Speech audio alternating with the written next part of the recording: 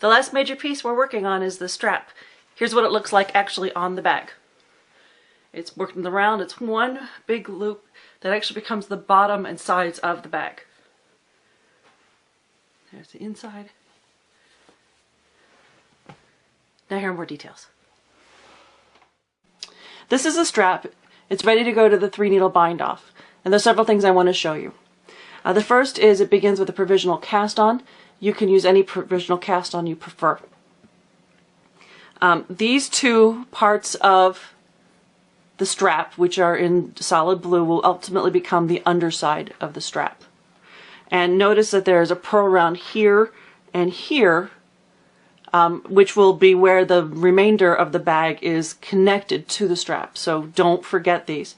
And you'll notice that I have lockable stitch markers in this position here and on the opposite side of the bag. That marks the point at which the bag top will be located when the whole thing goes together. The strap shape is created with short rows, which pivot around the beginning of round marker, which will be the bottom of the bag. And so you'll work 2 complete rounds, and then you'll work out to your marker and back, and then out to your marker and back. And then you do, again, 2 complete rounds, out and back, 2 complete rounds. It's easiest to see the pattern of length of short rows when you're looking at the 2-color portion of the strap. So on the left side of the strap, it'll be A, B, C, D, 2 complete rounds, and then D, C, B, A. And the markers on the other side obviously are E, F, G, and H.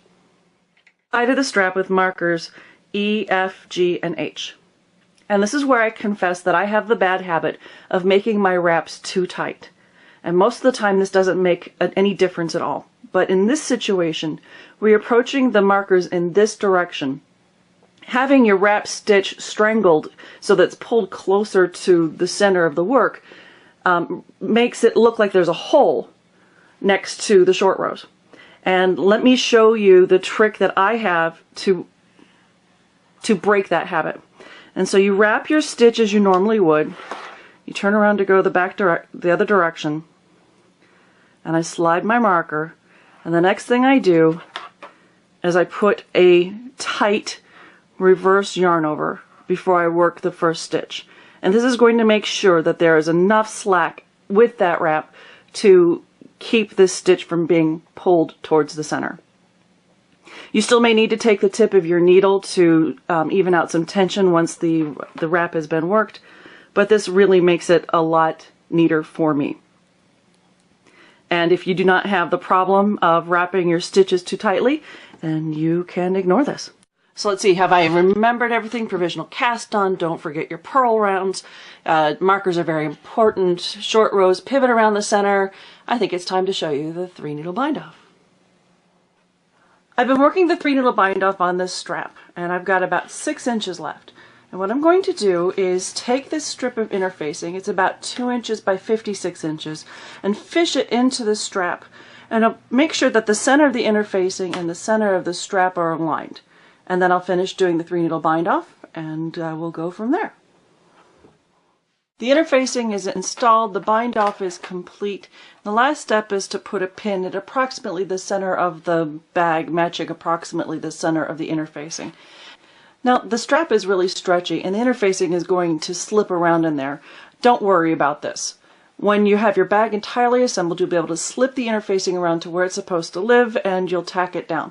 In the meantime, just let it do its thing. Your final assignment this week is to assemble compartments 1 and 2. To do this, you're going to pick up stitches in the purl round located between the backs and sides of each compartment. Then you're going to hold the 2 compartments together, back sides together, and work a 3-needle bind off. Make sure this bound off edge is nice and stretchy. Use that wrap from Jenny's Surprisingly Stretchy Bind Off. And this is what it's going to look like once it's all put together. This is how the bag looks assembled. This side is compartment 2.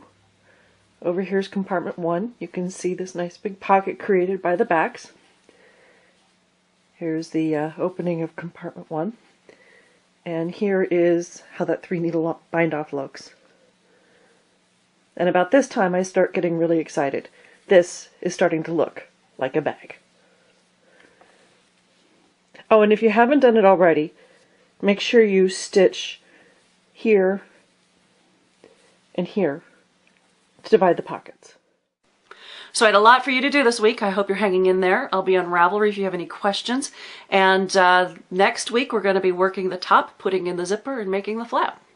So until next week, happy knitting.